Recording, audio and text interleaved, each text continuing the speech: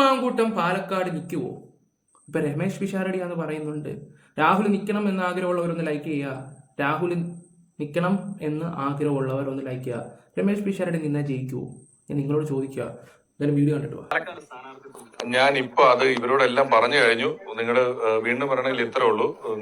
നമ്മൾ മിണ്ടുന്ന ഈ നിമിഷം വരെ ഔദ്യോഗികമായിട്ട് പാർട്ടിയുടെ നേതൃത്വത്തിൽ നിന്നും ആരെങ്കിലും അങ്ങനെ ഒരു വിഷയം എന്നോട് സംസാരിക്കും. പാലക്കാട് ഈ പറഞ്ഞ രമേശ് പിഷാരടിയാണ് നിൽക്കാൻ പോകുന്നതെന്നാണ് സംസാരിക്കുകയൊക്കെ ചെയ്യുന്നത്. രമേശ് പിഷാരടി, നിങ്ങൾക്ക് എന്ത് തോന്നുന്നുണ്ട്? പാലക്കാട് രമേശ് പിഷാരടി നിൽക്കുകയാണെങ്കിൽ കോൺഗ്രസ്സുകാർ പോലും വോട്ട് കൊടുക്കത്തില്ല. ഇന്നത്തെ ഒരു സർവേ വെച്ച് നോക്കുവാണെങ്കിൽ രമേശ് പിഷാരടി നിൽക്കുകയാണെങ്കിൽ കോൺഗ്രസ്സുകാർ വോട്ട് കൊടുക്കത്തില്ല. അവരുടെയൊക്കെ മനസ്സിൽ നമ്മുടെ രാഹുൽ മാങ്കൂട്ടം തന്നെയാണ് ഇപ്പോഴും.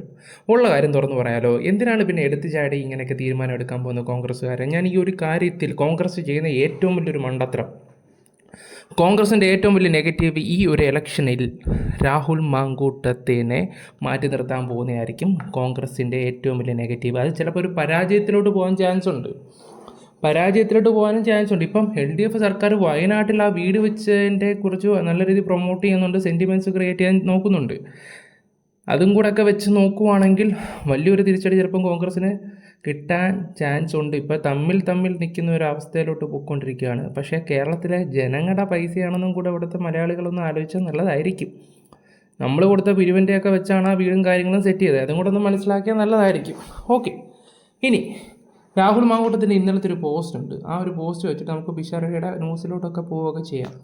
ഇന്നലെ രാഹുൽ മാങ്കൂട്ടൻ ഇട്ട ഒരു പോസ്റ്റ് കാണണം. നമ്മുടെ അതൊക്കെ ഞാൻ കാണിച്ചു തരാം. ഒരു പ്രശ്നവും വരുന്നില്ല. അതിനെന്തെങ്കിലും പ്രശ്നം വന്നിട്ടുണ്ടെങ്കിൽ ഇനി ഇവിടെ വീട് വലിക്കുന്നത് ഞാനാണ്. ധൈര്യമായിട്ട്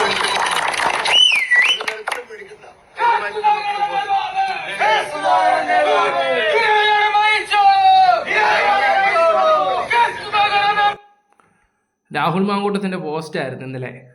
സത്യം പറയാലോ, കണ്ണൂരൊന്ന് വേറെ ലെവലാക്കി കളഞ്ഞ ആ മനുഷ്യൻ്റെ ഒറ്റ ഡയലോഗ്.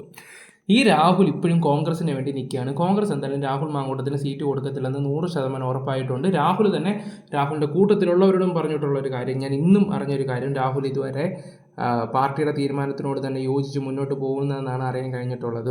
അങ്ങനെ ആകുമ്പോൾ ചിലപ്പോൾ രാഹുൽ ഇലക്ഷന് നിൽക്കാൻ ചാൻസ് കുറവാണ്. പക്ഷേ കേരളത്തിലെ ജനങ്ങൾക്ക് രാഹുൽ ഇപ്പോഴും വേണം, സ്ത്രീകൾക്ക് ഇപ്പോഴും വേണം. അവരെപ്പോഴും പറഞ്ഞൊരു കാര്യം, രാഹുൽ ഇല്ലാത്തൊരു പാലക്കാട് ഞങ്ങൾക്കില്ല ആണ്. പിന്നെ അവരെന്തോ BJPക്ക് വോട്ട് കൊടുക്കുന്നുള്ളൂ. എനിക്ക് അതിനോട് വലിയ യോജിപ്പും കാര്യങ്ങളൊന്നുമില്ല. BJP വരരുത്. BJPക്ക് വോട്ട് കൊടുക്കാൻ നോക്കുകയാണെങ്കിൽ വീണ്ടും LDF സർക്കാർ ഇവിടെ ഭരണത്തിൽ വരും. അതുകൊണ്ട് ദേവി ഇത് മണ്ടത്തരങ്ങൾ കാണിക്കാതിരിക്കുക. എന്തായാലും പിഷാരടിക്ക് അവിടെ കൊടുത്താൽ തോറ്റുപോകും. സന്ദീപിനും കൊടുത്താലും ഗ്രിപ്പ് പിടിക്കുമെന്ന് എനിക്ക് തോന്നുന്നില്ല. കാരണം രാഹുൽ മാങ്കൂട്ടത്തിൻ്റെ പേരും പറഞ്ഞ് വോട്ട് പറയാൻ ചാൻസ് ഉണ്ട്. അല്ലെങ്കിൽ രാഹുൽ ഇവർക്ക് വേണ്ടി വർക്ക് നടക്കേണ്ടി വരും. രാഹുൽ അങ്ങനെയാണെങ്കിൽ ഒരു പക്ഷേ ജയിക്കും.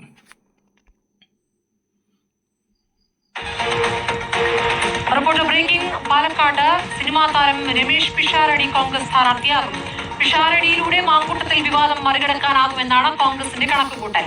സന്ദീപ് വാര്യർ, രമ്യ ഹരിദാസ് എന്നിവരെയും പാലക്കാട്ട് പരിഗണിച്ചിരുന്നു. എന്നാൽ ഷാഫി പറമ്പിലിന്റെ പിന്തുണയാണ് പിഷാരടിക്ക് തുണയായത്.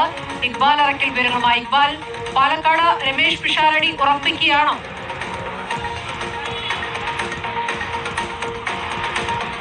ഈ ലൈംഗിക അതിക്രമ പരാതികളെ തുടർന്ന് രാഹുൽ മാങ്കൂട്ടത്തിൽ MLA കോൺഗ്രസിൽ നിന്നും പുറത്താവുന്നു. അതിന് പിന്നാലെ വരുന്ന ഈ നിയമസഭാ തെരഞ്ഞെടുപ്പിൽ കരുത്തനായ ഒരു സ്ഥാനാർത്ഥിയെ തന്നെ പാലക്കാട് മത്സരിപ്പിക്കണമെന്നുള്ളതാണ് കോൺഗ്രസ് നേതാക്കൾ ആഗ്രഹിച്ചിരുന്നത്. ആദ്യഘട്ടത്തിൽ K മുരളീധരൻ ഉൾപ്പെടെയുള്ള മുതിർന്ന നേതാക്കളെ പാലക്കാട്ടേക്ക് എത്തിച്ച് മത്സരിപ്പിക്കാനുള്ള ഒരു നീക്കം കോൺഗ്രസ് നേതാക്കൾ നടത്തിയിരുന്നെങ്കിലും പിന്നീട് പാലക്കാട് ജില്ലയിൽ നിന്ന് തന്നെയുള്ള ഒരു നേതാവിനെ പാലക്കാട് മത്സരിക്കണം, അല്ലെങ്കിൽ കോൺഗ്രസ് പ്രവർത്തകരെ പാലക്കാട് മത്സരിപ്പിക്കണം എന്നൊരു ആവശ്യമാണ് പാലക്കാട്ടെ കോൺഗ്രസ് നേതാക്കൾ ഉയർത്തിയത്. ഇതിന് പിന്നാലെ സന്ദീപ് വാര്യരുടെ പേര്, അതുപോലെ തന്നെ യൂത്ത് കോൺഗ്രസ് പാലക്കാട് ജില്ലാ അധ്യക്ഷൻ KS ജയഘോഷിന്റെ പേരെല്ലാം പാലക്കാട് മണ്ഡലത്തിൽ ഉയർന്നു വന്നിരുന്നു. പക്ഷേ ഇപ്പോൾ ഇതാ ഏറ്റവും ഒടുവിൽ കോൺഗ്രസ് നേതാക്കൾ പരിഗണിക്കുന്നത് സിനിമാ ചലച്ചിത്ര താരമായിട്ടുള്ള രമേശ് പിഷാരടിയുടെ പേരാണ് എന്നുള്ളതാണ്.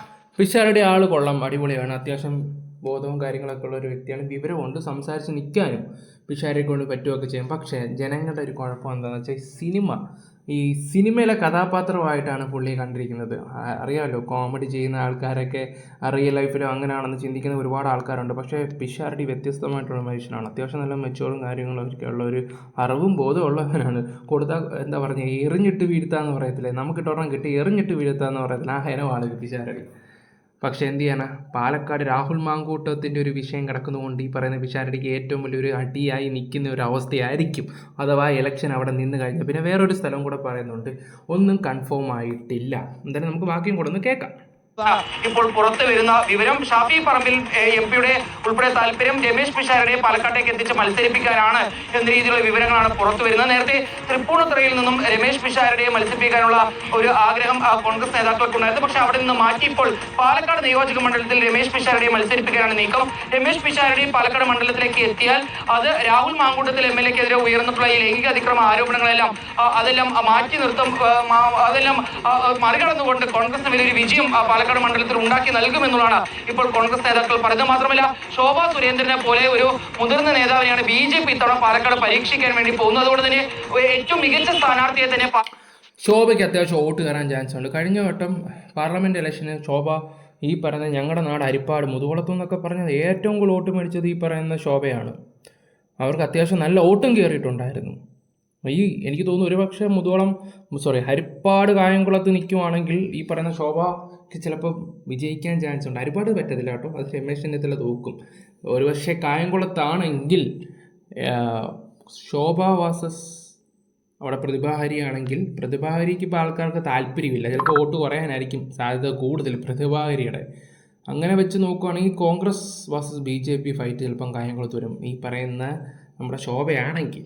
പക്ഷേ ശോഭ അവിടെ നിൽക്കാൻ ചാൻസ് കുറവാണെന്ന് അറിയാൻ കഴിഞ്ഞത്. പക്ഷെ കഴിഞ്ഞ ഹരിപ്പാട് നേരെ വോട്ട് പിടിച്ചെടുത്തവർ നല്ല അടിപൊളിയായിട്ട് പാലക്കാട് പരിഗണിക്കണം. എങ്കിൽ മാത്രമേ കോൺഗ്രസിന് വിജയം തുടരാൻ സാധിക്കുകയുള്ളൂ.